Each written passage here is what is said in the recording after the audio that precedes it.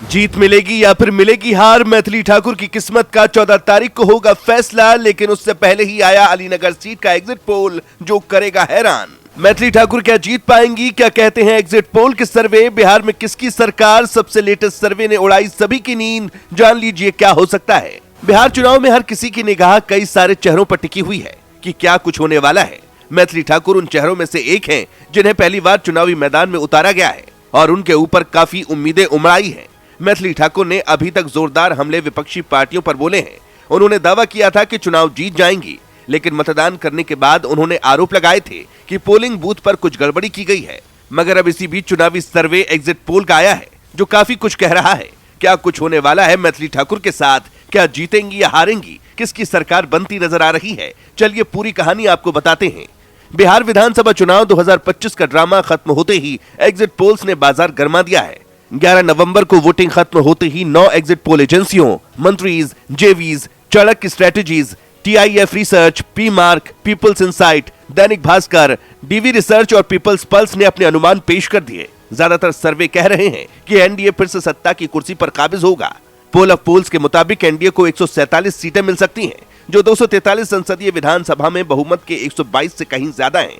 महागठबंधन को 90 सीटें, जन स्वराज पार्टी को तो बस एक ही। ऐसे ही ज्यादातर एग्जिट पोल्स में एनडीए को बढ़त दी गई है।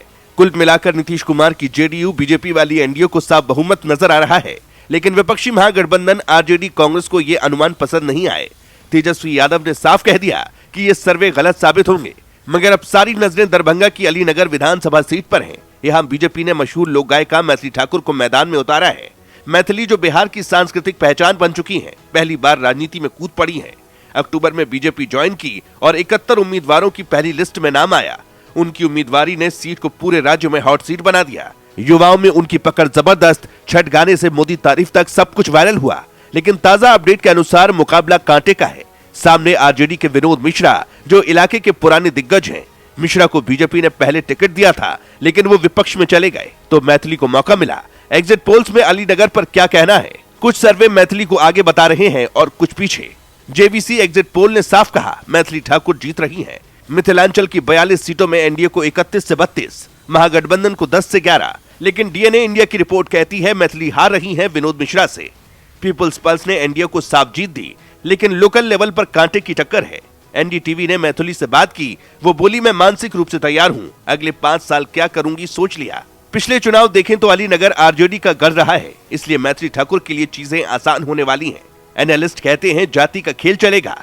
आगे क्या होगा सबको इंतजार है। लेकिन एग्जिट पोल्स ने कई लोगों की नींद उड़ा दी है। मगर बीजेपी को यकीन है कि इस बार खेल होगा और वो खेल बीजेपी ही करेगी। रही बात मैथिली की किस्मत की, तो सब 14 को खुलेगा। एनडीए आगे है, लेकिन ट्विस्ट हो सकता है। आपके इलाके का क्या अनुमान है? कौन जीतेगा? कमेंट कर बताएं। नाउ भारत के लिए आशीष गोंडवी की रिपोर्ट।